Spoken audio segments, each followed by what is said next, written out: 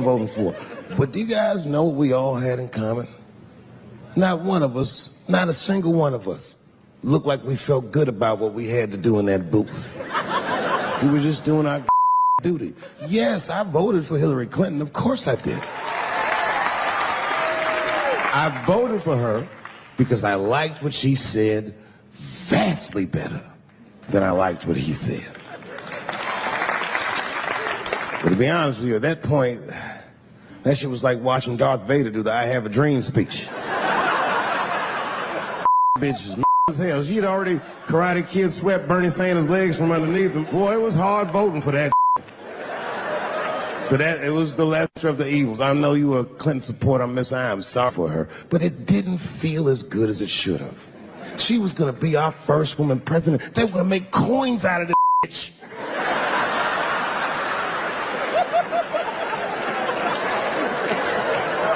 And somehow she just missed the dunk. Of course she should have beat him. Of course she should have beat him. You know what voting for her felt like? It was bittersweet. It felt like I was lucky enough to eat Halle Berry.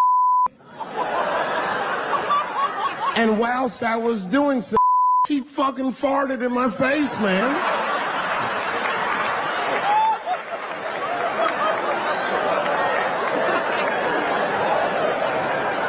Now you understand, I'd still do it.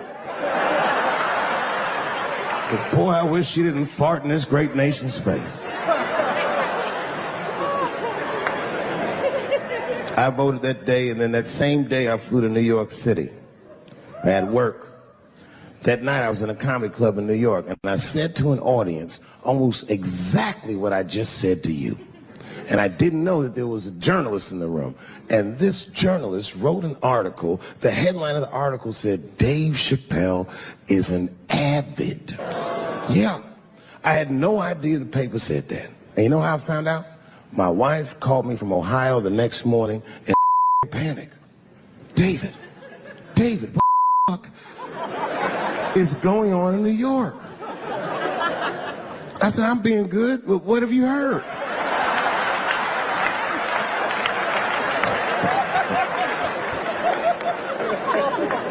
And my wife said, the paper is saying that you're a Donald Trump supporter. I was like, whew.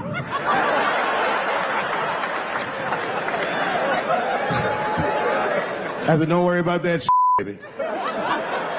Nobody in their right mind would believe that. And she said, no, David, people believe it. And then she started reading the comments to me.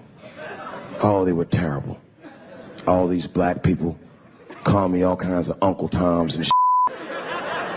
I should tell you, buddy, this is a very serious allegation from one black to another. I was incensed. Uncle Tom? How am I Uncle Tom, nigga? You the one that reads The Observer? Anyway, shit goes down around, and now Trump is the president, and I'm hosting Saturday Night Live.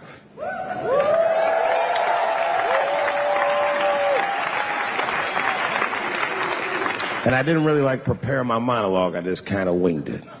And at the end of the monologue, I don't even remember what I said. I said something like, we're historically disenfranchised, and we're gonna give him something about we're gonna give him a chance if he gives us a chance. I don't know what I said, but whatever I said, I really wish I didn't say that.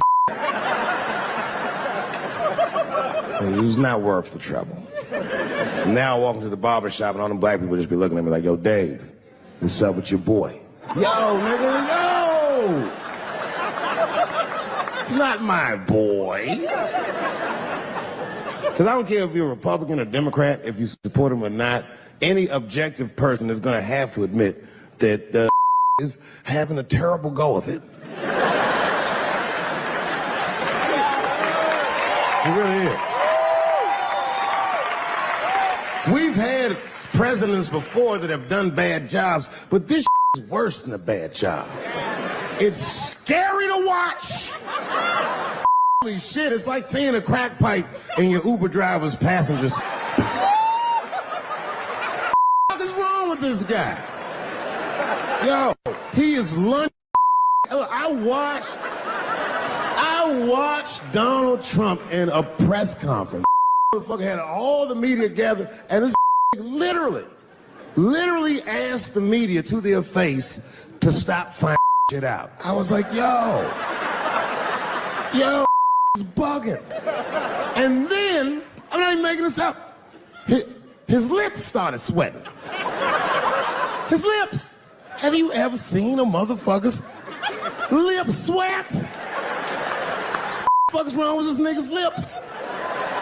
It's like if you're on a plane, right? You ever been on a plane? I get scared to fly. I do it all the time. I be scared on there. And sometimes the plane will hit turbulence. And then I get nervous. But I always look at the flight attendant, and she looks calm, and it makes me feel calm. But if that bitch's lips were sweating, it's terrifying. Like, why are your lips sweating? What do you know? And then, I'm not even motherfucker grabbed the podium, he goes, you don't know how scary the things I read in my briefings are. What's that, bro? That's bad leadership. Even as a parent, you think I'm gonna sit my kids down? Hey, little man, come here real quick. I was gonna holler at you for a second. Yo, I'm 3 months behind on the rent, nigga, and I worried, very worried. Go to school and have a productive day. I was just thinking out loud, getting some shit off my chest. I was like, what the are you doing, bro? This is bad, man. Jesus Christ. All this motherfucker's ideas sound like high people ideas. Like he doesn't think these things through before he tells us. He just tells us what he's thinking as soon as it occurs to him. This shit nuts. I'm gonna go to China and I'm gonna get those jobs from China and bring them back here to America. For nigga, so iPhones can be $9,000? Leave that job in China where it belongs. None of us want to work that hard. What the fuck is he thinking?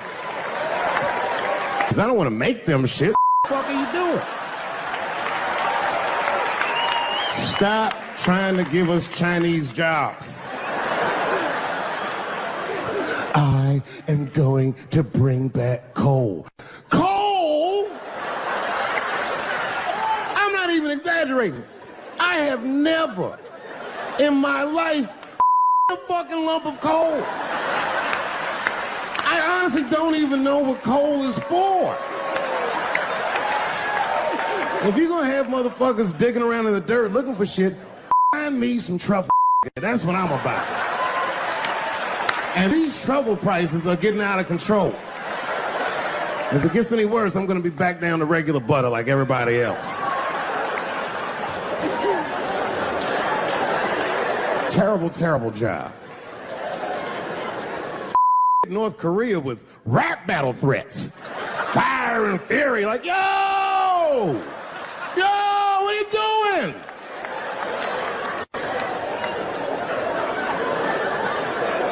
Here, man. Kim Jong-un is he might be as crazy as Trump. Some scary shit.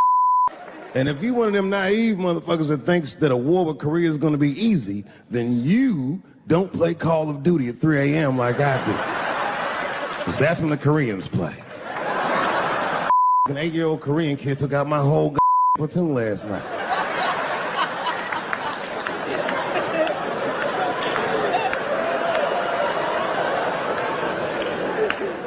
I've never seen somebody in the office so high with the most just fucking solutions. Like, you know, we should not let any more Muslims in the country till we can figure out what's going on. Did he just say, figure out what's going on? Who doesn't know how to do basic math? Let's count it out, okay? There's been 17 mass shootings in the United States. 4 of them were done by Muslims. None of those 4 Muslims were from any of the 7 countries in your stupid ass original ban.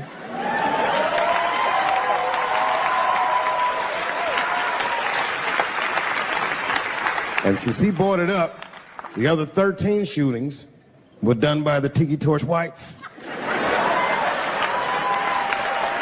These are facts.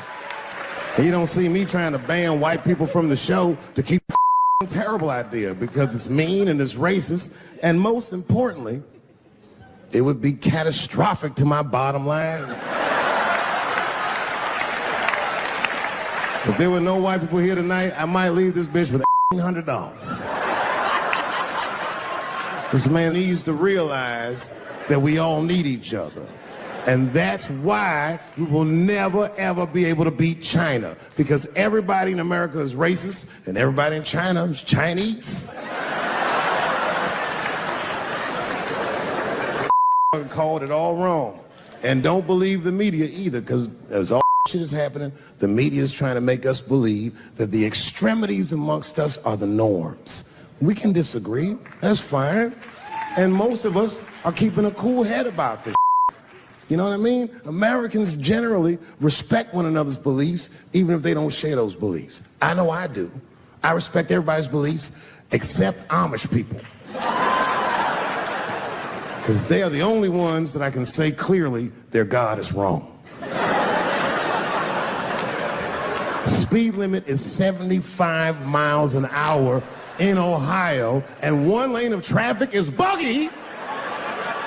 Your God is ridiculous. All the Amish people around my way know me too. Not from television, obviously. They know me from the streets. Because when I see them horse and buggies, I'll pull the Porsche over and talk to them. Ezekiel, are you sure that God doesn't want you to have any of this technology or this energy? Huh? Huh? Can't hear you, nigga. Let me turn this air conditioner off.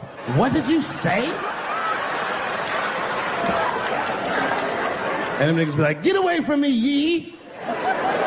Ye tried to tempt me like the devil. Devil? Nah, bro. I'm trying to put you on to the game, Zeke. It's a big world out here. Just went 25 miles in 30 minutes. That's a day's journey for you. You don't even know what the weather's gonna be tomorrow, do you? I do. You don't even know that there's a valuable Pokemon right on your... Now drive away. Huh?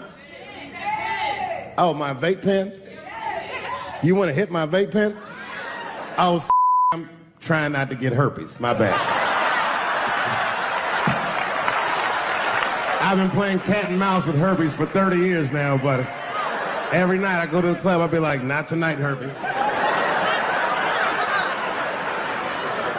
No disrespect, I'm not saying you have herpes, I'm just saying 1 out of 5 people do. So let's just all be careful around this motherfucker that we leave with the lips we came with.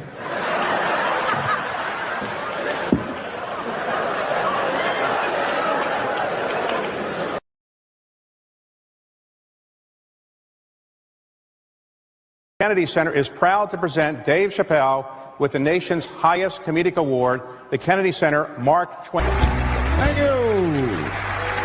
Thank you. Thank you. I like not knowing what's going to happen. I like making memories. Sometimes I do all this crazy shit around my colleagues just so that they can tell their friends I did it. But rather than talk about myself, just briefly, I want to just talk about my genre. Stand-up comedy is an incredibly American genre. I don't think any other country could produce this many comedians. And unbeknownst to many people in this audience, I don't think there's opinion that it exists in this country that is not represented in a comedy club by somebody. Each and every one of you has a champion in the room. We watch you guys fight, but when we're together, we talk it out. I know comics that are very racist, and I watch them on stage, and everyone's laughing, and I'm like, that motherfucker means that shit. Don't get mad at them, don't hate them. We go upstairs and have a beer, and sometimes I even appreciate the artistry that they paint their racist opinions with. Man, it's not that serious. The First Amendment is first for a reason. The Second Amendment is just in case the first one doesn't work out. We gotta let some air out of the ball, man. The country's getting a little tight. It doesn't feel like it's ever felt in my lifetime. So tonight, I am honored that my colleagues are here in comedy and in music.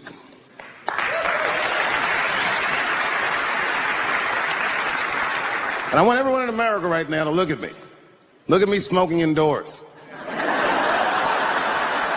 I didn't ask anybody. I just did it. What are they gonna do? Kick me out before I get the prize? No, nigga, this is called leverage.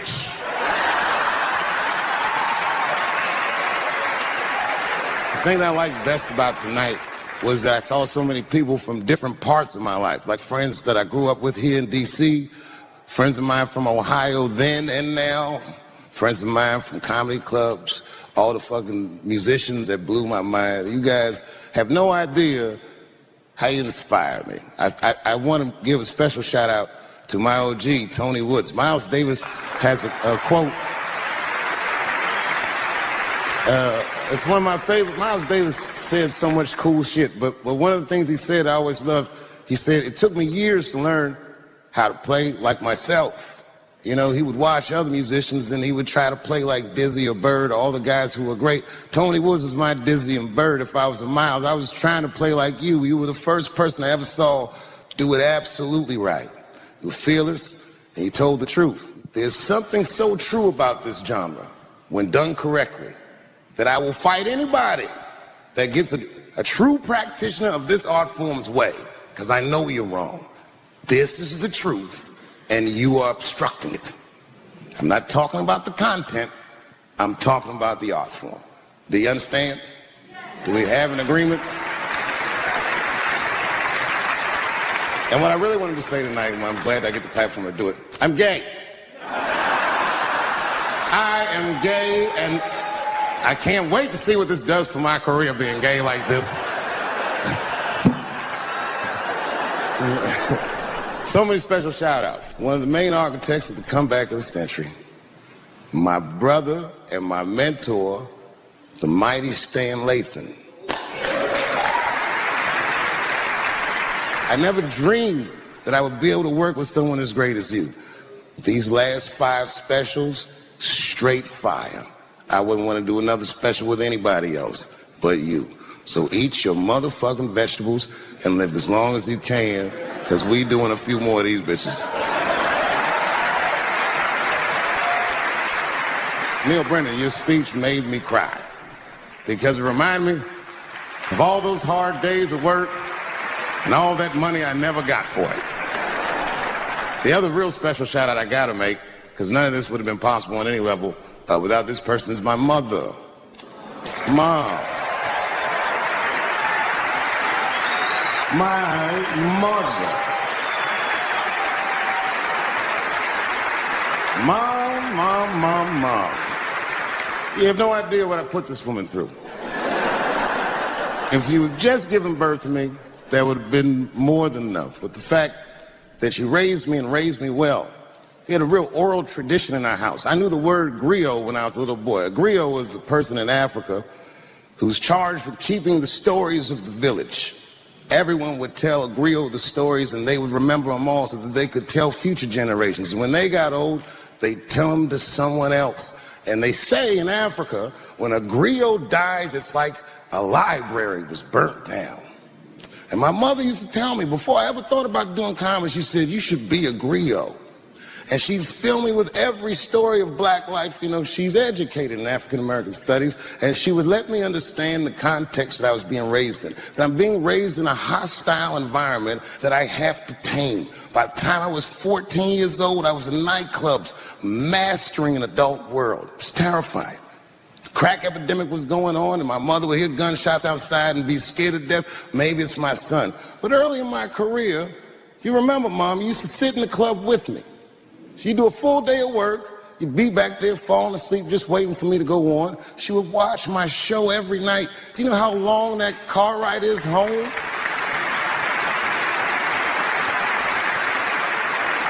How many of you have ever heard your mother say, pussy jokes were a little too much tonight, son?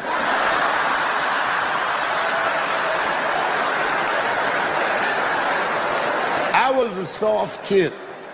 I was sensitive, I'd cry easy, and I would be scared to fist fight.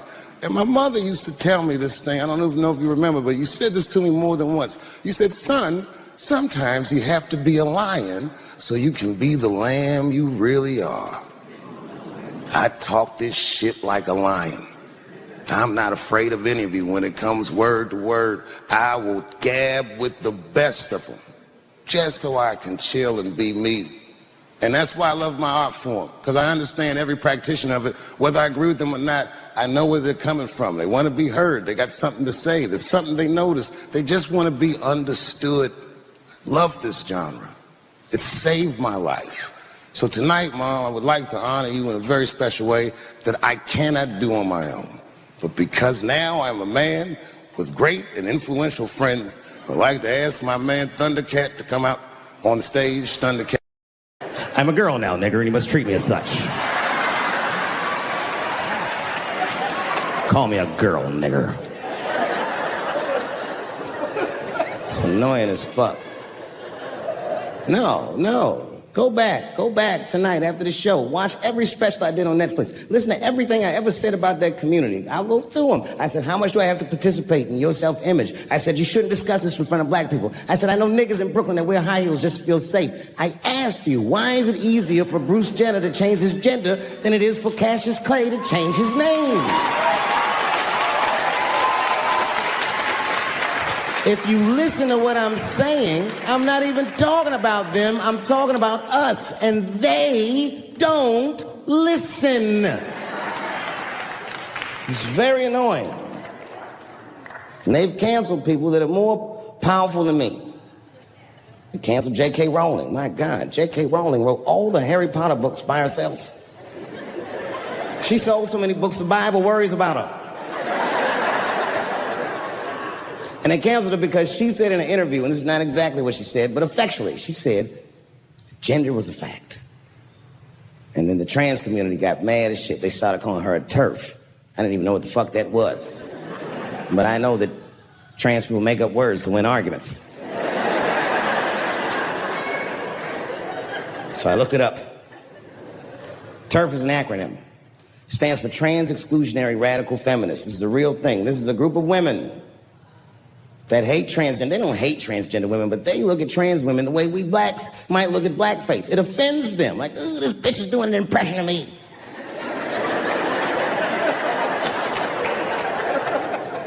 Now, I shouldn't speak on this because I am not a woman, nor am I a trans. But as we've established, I am a feminist. That's right.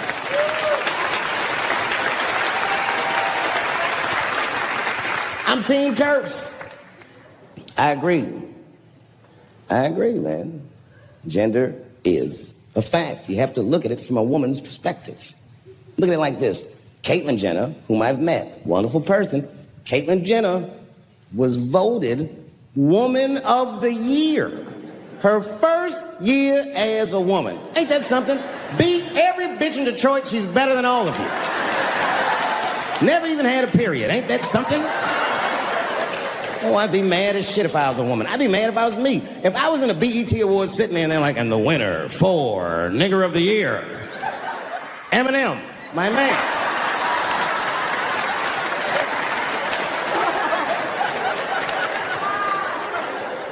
Gender is a fact. This is a fact. Every human being in this room, every human being on earth had to pass through the legs of a woman to be on earth. That is a fact.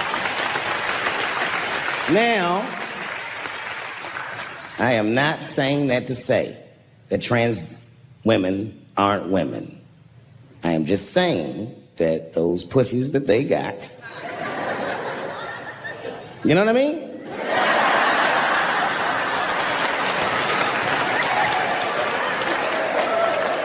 I'm not saying it's not pussy, but that's like beyond pussy or impossible pussy. You know what I mean? It tastes like pussy, but that's not quite what it is it?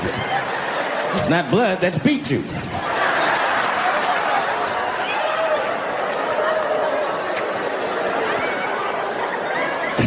Oh, buddy, I'm in trouble now.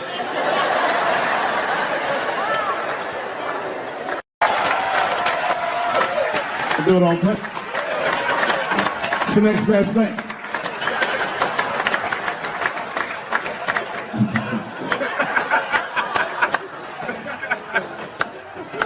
Hey, you kids don't know.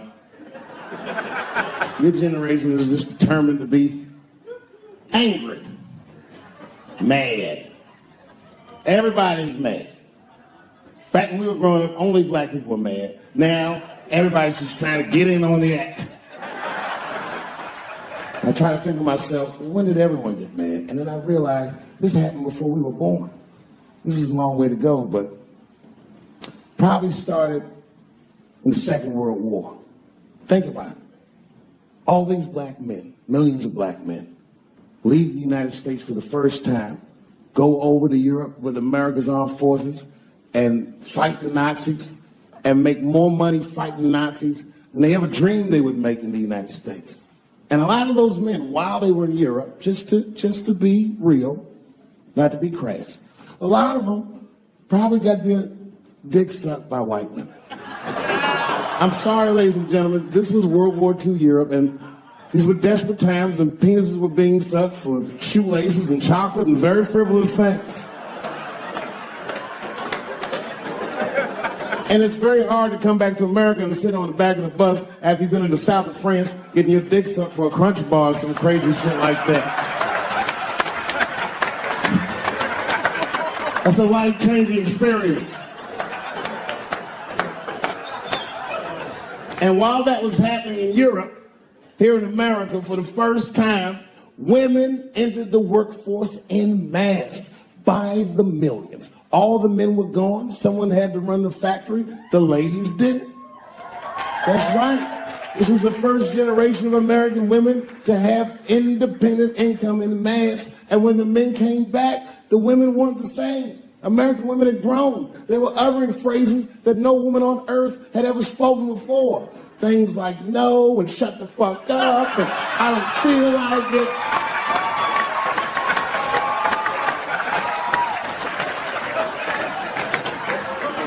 And then behind the scenes of that, there was a little-known government agency that started testing mind-controlled drugs on the American public. They fucked up. They tested it for 12 years. They didn't realize these drugs were not mind-controlling. They were mind-expanding. It was LSD and mescaline and shit like that. And for the first time, there was a new school of thought that was chemically induced that made people question the very society they lived in. By 1960, the President of the United States was only 42 years old. Can you imagine? DMX is older than that.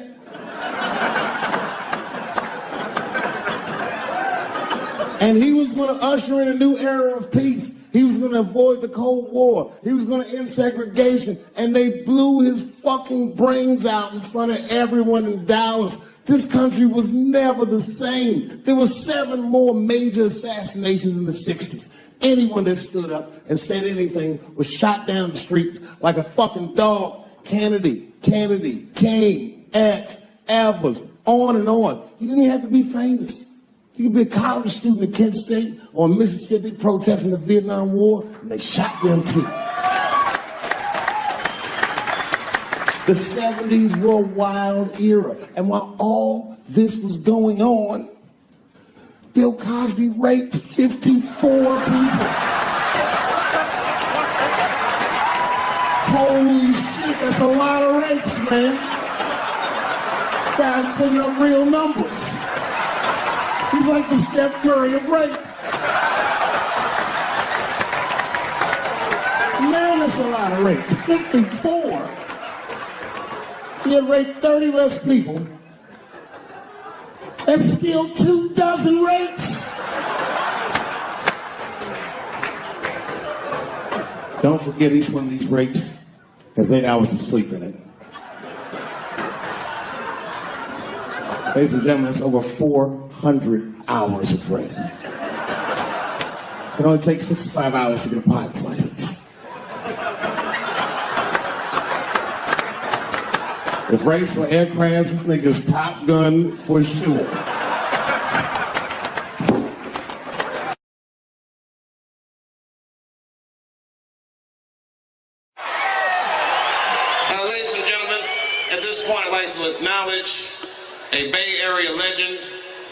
DJ Fuse of Digital Underground.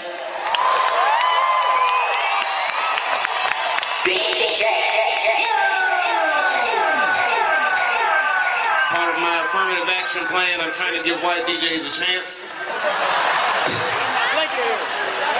People like Fuse have played in hip-hop's minor leagues for years so that Eminem could be in the majors. I'm just fucking with you, Fuse. This is not the minor leagues. Fuse brought sound effects too. We have tons of them. We do this all the time. Fuse, give me a sound effect. Yes, that's I don't know what the fuck that is. What else you got, Fuse? Give him a minute. This motherfucker's surfing the web during the show. This is money well spent. He's probably uploading this show right now to YouTube so he can see what's bullshit. Oh no, there's a heckler in the audience.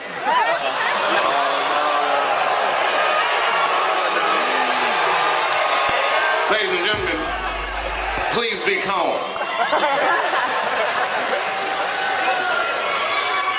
So anyway, this is like some rock star shit, and I see security is, I don't know what security is doing. There's a lot of hubbub around. Don't fuck with the man in the yellow shirt.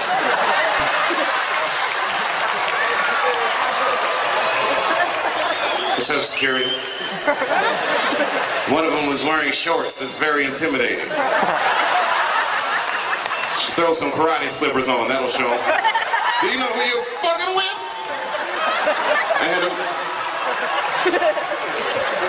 I do shit like that. I go to Chinatown and wear karate slippers just to intimidate motherfuckers. I don't do that. That would be funny though if I was sneaking up on people in Chinatown. Well, you got them on too, nigga.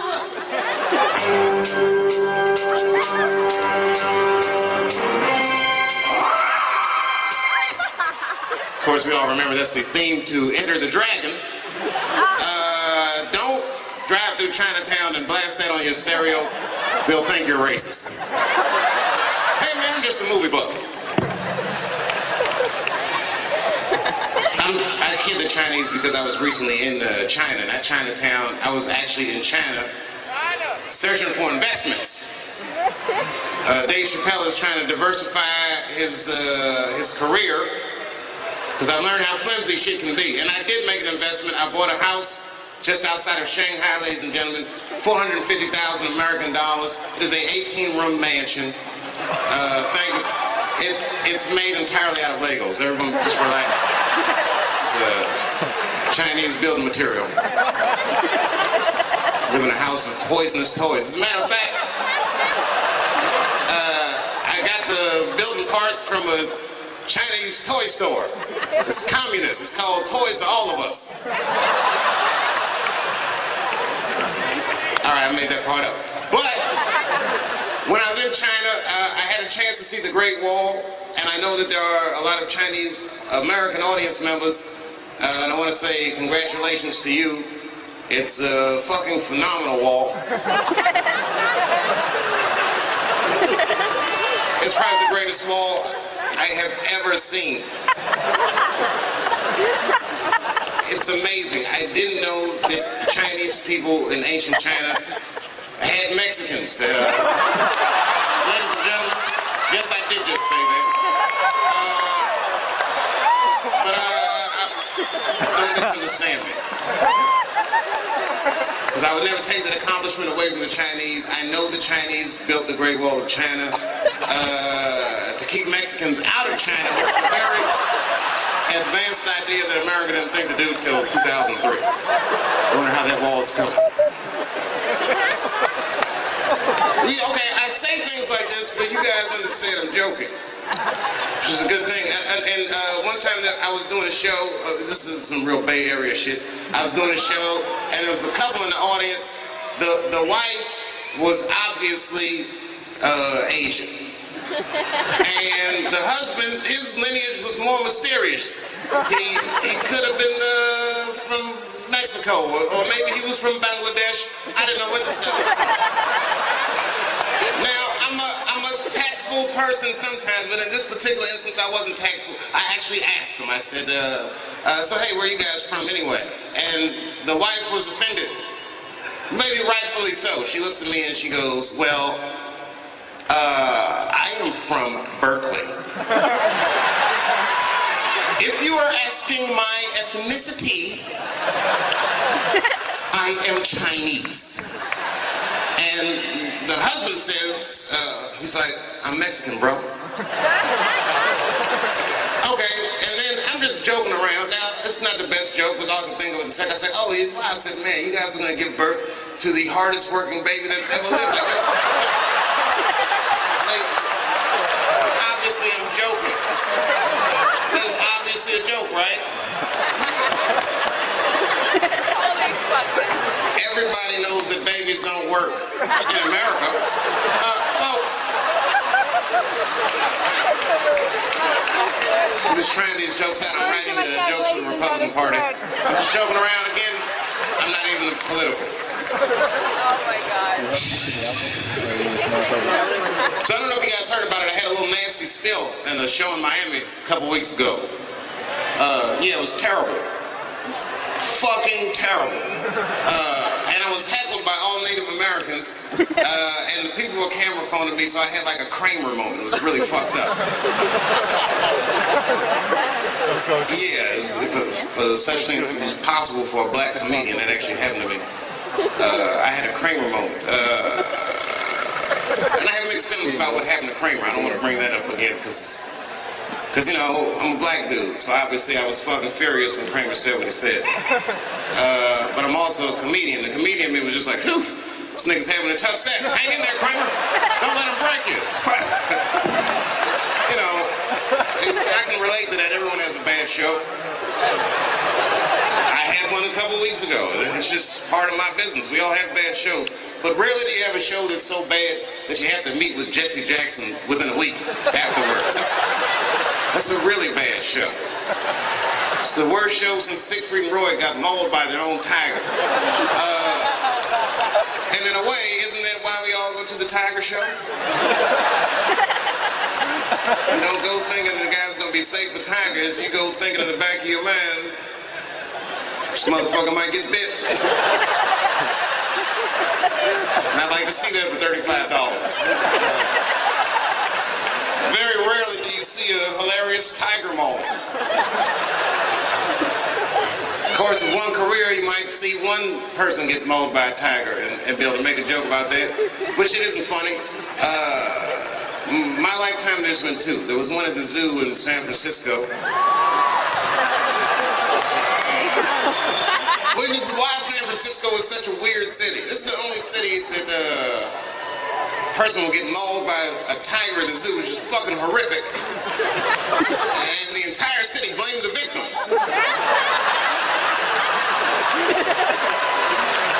He was teasing that tiger. So the fuck what? The tiger is not supposed to jump out of this hole under any circumstances. They shouldn't, It has to be one of the worst mismanagement stories I've ever heard at any zoo. You shouldn't expect to be killed by an animal, no matter what kind of funny faces or popcorn and shit they were throwing at him. The tiger fucking killed two people. I watched the whole thing in the news. They were like, well, the San Francisco police were called, which is another crazy thing. I just can't imagine calling the police. Hello, tiger, help! And they said the police said that they fired a warning shot. Just kill that motherfucker. He's bad. This tiger is bad.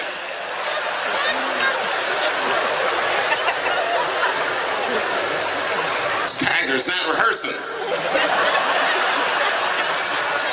The news said that the tiger chased one of his victims 300 yards. God damn. 300 yards. That's 3 football fields. You know how fast you have to run to outrun a tiger for for 300 yards. That is fucking amazing. He probably woke up in the hospital with an NFL recruiter standing over his bed. You did good, son.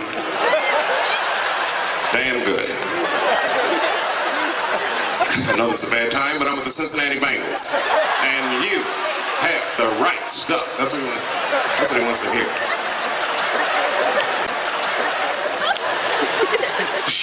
America has an African president. It's fucking, I never thought that would happen to me.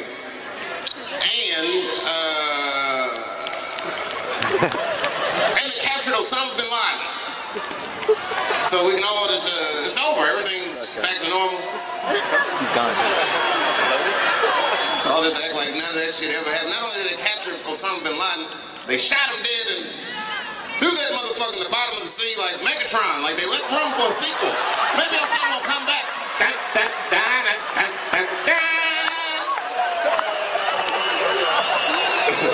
am pessimist prime, motherfucker. I don't believe any of this shit. That could be coming back any minute.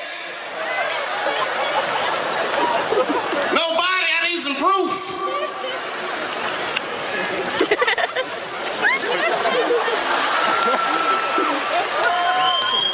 What happened to Osama bin Laden? Where's the body? We threw it in the bottom of the ocean. Done with it.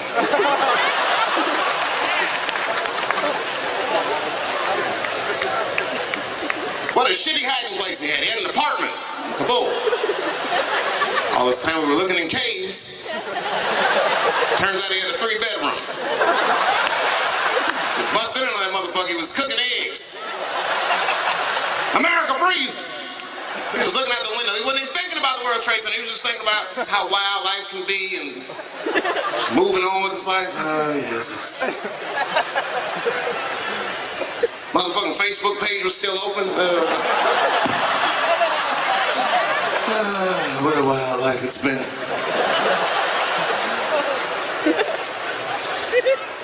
Shot that motherfucker. Freeze America! Oh no! Wow! You see it like a movie. It's him falling back in slow motion. Hot sauce falls out of his hands.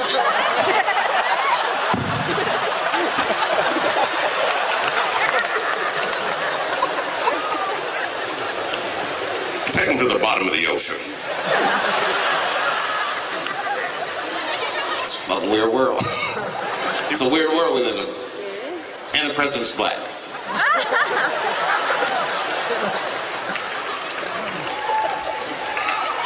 It was weird because I was watching the Cosby Show. And it was the one where Rudy got a dog.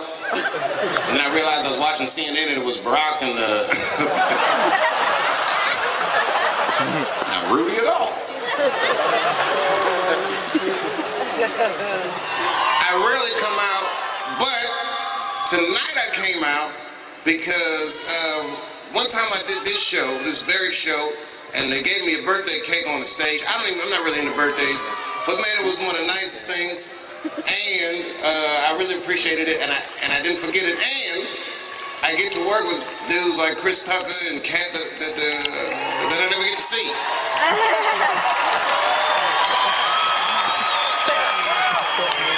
And I rarely get to see him. It's my own fault. I live in the middle of nowhere. I don't know what you just said, but you sounded serious about that shit. And whoever's sitting near him, watch that motherfucker. That sounded like the Malcolm X, get your hands out of my pocket type shit. They even put the spotlight on him.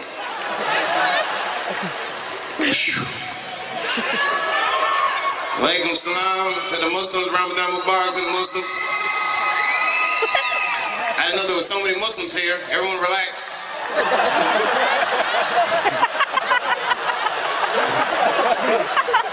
I mean, look, we all know that America, unfortunately, has a racial hot seat.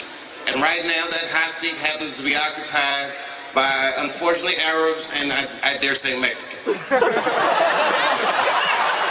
And we, the black people, would like to thank you for your sacrifice and your struggle. And as we take this long-deserved break, but we do feel for you. Because we as black people know all about racial profiling, but, you know, At least we can leave our backpack someplace.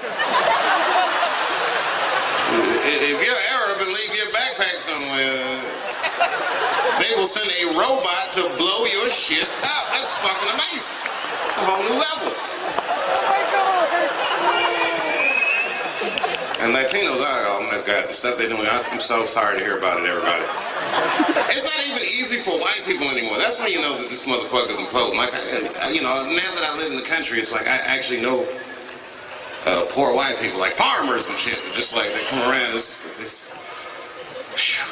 you know, for a black dude from the city, whenever he sees a poor white person, it scares him. Like, have you ever seen like a real poor white guy? They just look like a zombie movie. He's all dusty and shit, coming up with a tractor.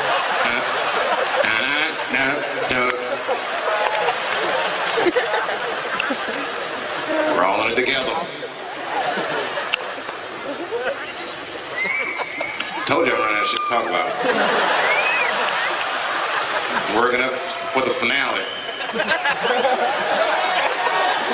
Now here comes my finale. Here's a question I had to. Okay, do you guys get like drink service at this table, or can you like go to the bathroom? You can't even go to the bathroom, can you? This table's tough, isn't it? Just sitting on stage. It's fucking weird. Just having them sitting there, it's like fucking weird. I know you're somebody's friends though, right? Like you know somebody backstage, no?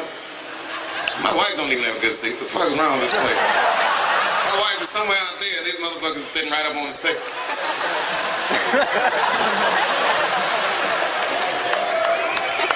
I'm totally joking. I don't mind you being there.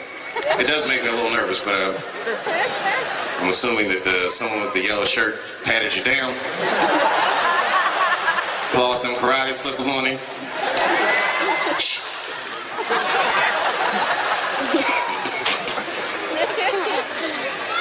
You know the worst part about bombing in Miami is my kids were there. And, you know, I got mad. I don't know what I said, but, you know, it must have been crazy because my kids was young and my wife was mad as shit. I got in the car. I was so furious. I was acting like I was asleep, so I didn't have to talk to anybody. And I heard my son say to my wife in the back seat, he said, "Mom, what is pussy?" So I know I must have said something crazy. I knew my wife was mad. I just kept like I was thinking.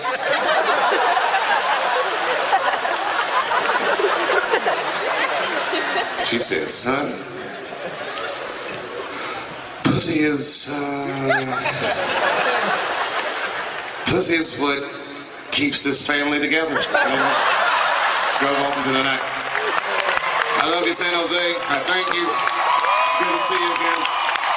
Good night.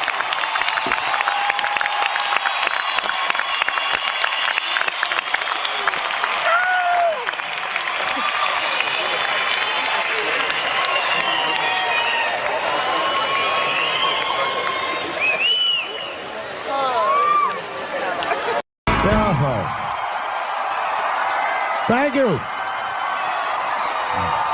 Thank you very much.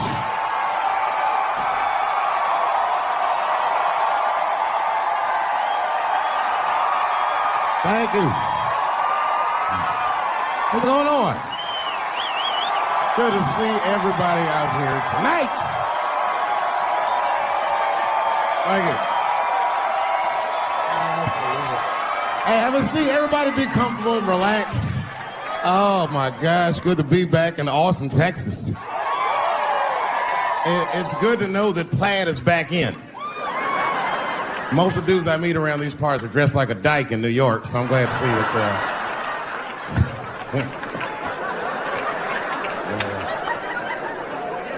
Man, fucking Texas, this place is pretty good. Pretty damn good. You know, I was in Santa Fe the other night, and a motherfucker threw a banana peel at me. Yeah, that didn't feel so good. Of course, it was a white person. Not to indict the whites, I'm just saying. And then not only did he throw a banana peel at me, but it was premeditated. You could tell. You could tell the peel was too brown, you know what I mean? It was like, you didn't eat that banana recently, motherfucker. You had that shit waiting on me. And the whole crowd was white, so it just got instantly creepy, and everyone looked like they were looking at 12 Years a Slave or something. They were always like, who the fuck does that? And then they arrested the guy, which was... I said, someone's gonna fuck you in the butt in the holding cell. You know that, right? Can't just be throwing banana peels at Dave Chappelle. They're not gonna let you get away with this.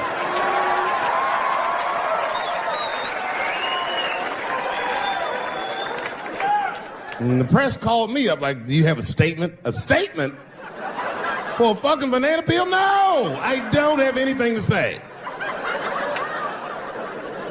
This guy was like fucking famous for throwing a banana peel at me. 20 years from now, he's gonna be tucking his kids in the bed and the kid gonna be like, Daddy, tell him about the day that you threw that banana peel at that nigger in Santa Fe. Boy, I'll tell you what, that black motherfucker saw his name up on the marquee about a week before. I said, man, if I could just get close enough to meet him. Throw a banana on that nigger and show him how. Fucking banana gate. I didn't even want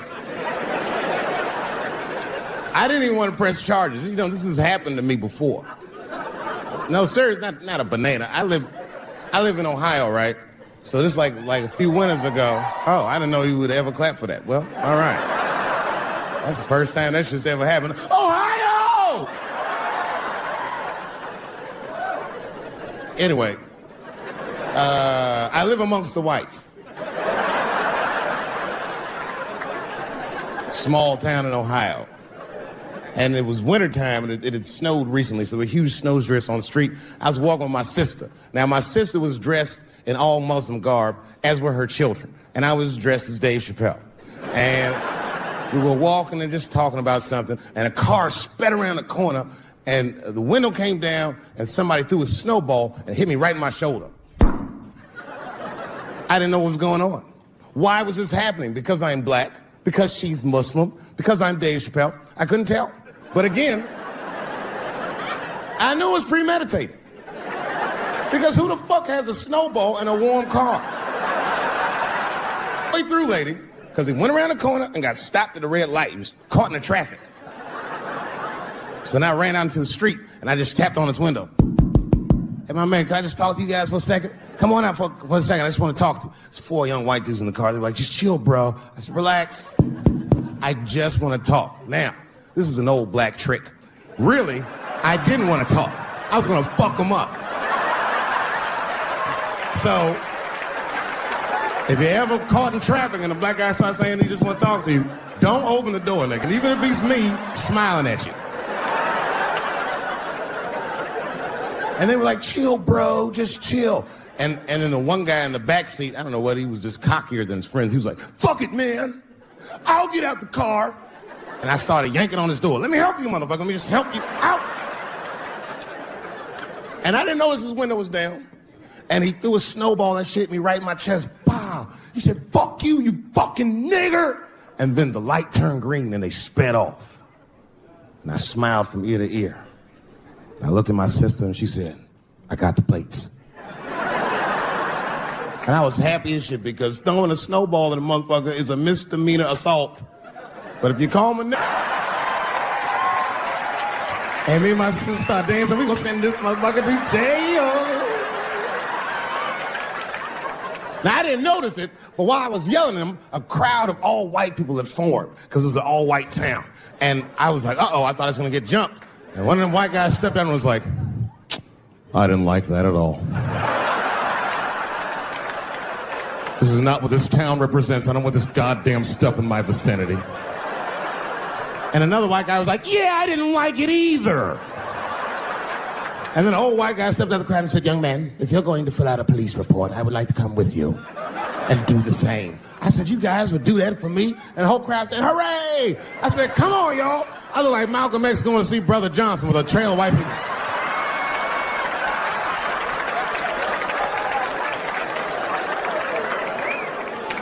Unreal. An hour later, we was all just sitting in the police station, and the police came in. They're like, well, Mr. Chappelle, 16 identical police reports. We ran the tags, 2 young men that had their mother's car.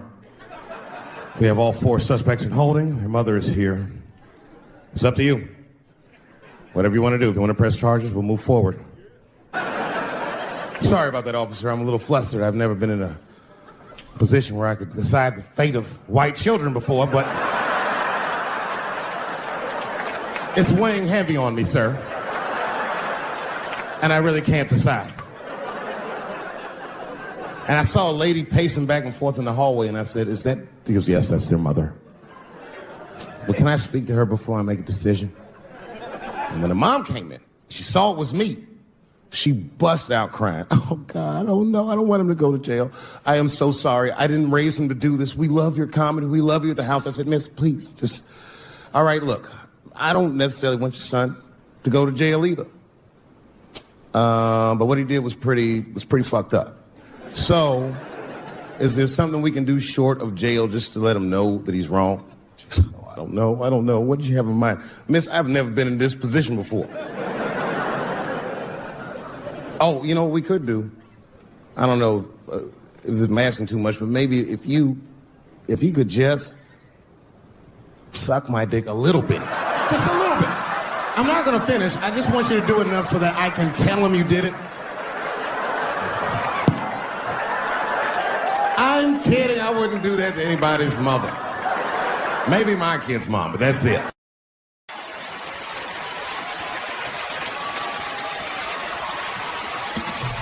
Ladies and gentlemen, Dave Chappelle.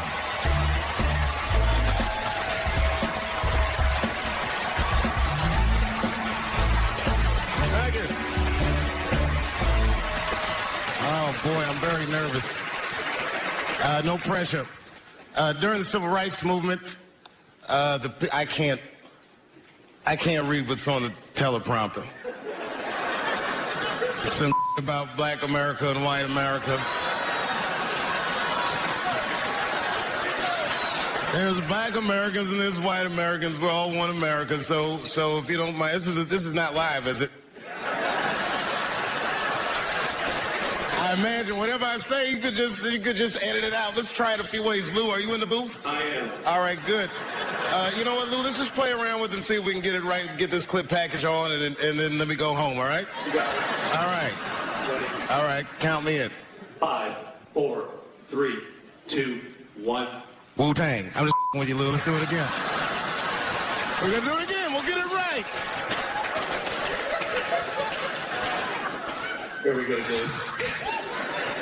5, 4, 3, 2. You know, when I was a comedian starting out in Washington, D.C., right here in this city, 1988, I'll never forget this. It was a comedy club owner that banned profanity from his comedy club. He said it offended his audience, and this was a cause of major concern for all the comedians in the circuit. And we all called a meeting, and we had the owners come, and it was the club owners, and it was the comedians. It was the classic labor dispute.